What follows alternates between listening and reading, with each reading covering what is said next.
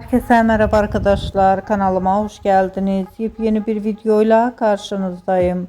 Arkadaşlar, bugünkü videomuzda güzeller güzeli Demet Özdemir'den yepyeni görüntüler geldi. Güzel oyuncumuzun rengarenk muhteşem görüntülerini sizler için YouTube kanalımda video halinde sunuyorum arkadaşlar. Umarım beğenirsiniz. Videomu beğendiyseniz kanalımı izlemeyi ve bildirim butonuna basmayı unutmayın. Şimdilik benden bu kadar olsun arkadaşlar. Yeni videomuzda görüşmek üzere. Hoşça kalın, sağlıklı kalın. Umarım videomu sonuna kadar izleyeceksiniz ve beğeneceksiniz. İyi seyirler.